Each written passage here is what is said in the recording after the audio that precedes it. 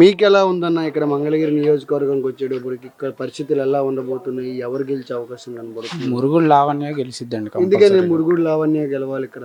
ఎందుకంటే అభివృద్ధి సంక్షేమం దాంట్లో ఫుల్గా వైఎస్ఆర్సీపీ ఫుల్గా పనిచేసి ఉందండి.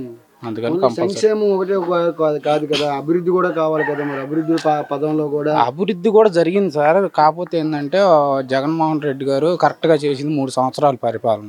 ఒక 2 సంవత్సరాలు ఈ కరోనా వలన చాలా ఇబ్బందులకు గురయ్యి ఇదయ్యేబెట్టుకే కొద్దిగా అభివృద్ధి అనేది కొద్దిగా బ్రేక్ పడింది. అది కూడా లేకపోయినట్టయితే ఇంకా చాలా బాగా చేసేవాళ్ళు. మరి ఇక్కడ అమిత్ షా గారు కానీ, మోడీ గారు కానీ, పవన్ కళ్యాణ్ గారు కానీ తిరుగుతున్నారు కదా, అభివృద్ధి లేదు. మరి మోడీ గారు ప్రత్యేకంగా, అమిత్ షా గారికి ప్రత్యేకంగా ఈ రాష్ట్రం చాలా లోతులోకి వెళ్ళిపోయింది జగన్మోహన్ రెడ్డి గారి పరిపాలన అని చెప్తున్నారు కదా. సరేనండి, అంతకుముందు వాళ్ళు కూటమి కట్టి గెలిచారు, ప్రత్యేక హోదా ఇస్తామన్నారు. ఇది పక్కాగా ప్రతి పార్టీ కూడా శబ్దం చేసి చెప్పారు. మరి ప్రత్యేక హోదా ఏమైంది? ఎందుకు ఇవ్వలేకపోయారు? ఈ రోజు వచ్చేసి మేము అది చేస్తాం అంటే ఎట్లా నమ్మాలి వాళ్ళని? స్టీల్ ప్లాంట్ ప్రైవేటీకరణ చేసేద్దామని చెప్పేసి ఇది చేశారు. దానికి మా జగన్మోహన్ రెడ్డి గట్టిగా ధీటుగా నిలబడబట్టి దాన్ని ఏం చేయలేకపోయారు వాళ్ళు. ఎక్కడో పైన ఉండవుడి ఆడకు వచ్చి ఏదో చేస్తానంటే పేదల పక్షాన్ని నిలబడింది జగన్. ఇక్కడ ఏం కావాలి ఏంటి అనేది జగన్కు తెలుసు, అన్ని రకాలుగా తెలుసు. ఏదో ఒక మాట చెప్పి మాయ మాటలు చెప్పి తప్పించుకునే రకం అయితే జగన్మోహన్ రెడ్డి కాదు. పేదల పక్షాన పేదల నాయకుడు జగన్. మరి ఇక్కడ నారా లోకేష్ గారి పరిస్థితి ఎలా ఉంది మంగళగిరి నియోజకవర్గంలో? నారా లోకేష్ అసలు ఏమి లేదండి, అసలు ఏమి లేదు. నారా లోకేష్ చేసేది ఏమి లేదు, చెప్పేది ఏమి లేదు. చెప్పినా గానీ అన్ని అబద్ధాలే.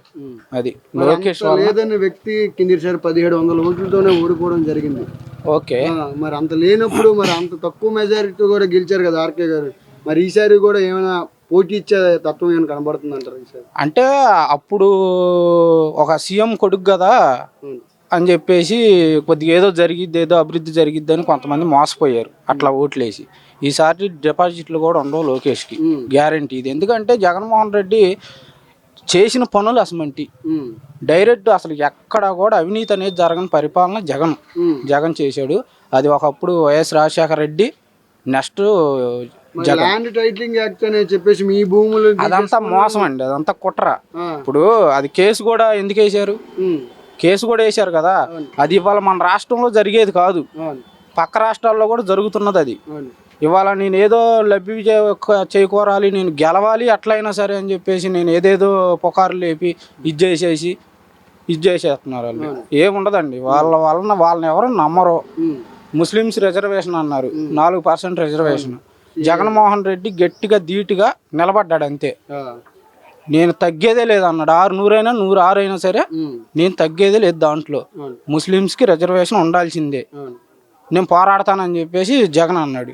అట్ట గ్యారంటీగా ధైర్యంగా పవన్ కళ్యాణ్ కానీ, చంద్రబాబు కానీ, లోకేష్ కానీ చెప్పమనండి. కూటమిలో ఉండారు. నువ్వు చేస్తుంది తప్పు మోడీ గారు అని చెప్పేసి నువ్వు బయటికి రాగలుగుతావా? దమ్ముందా అంతా?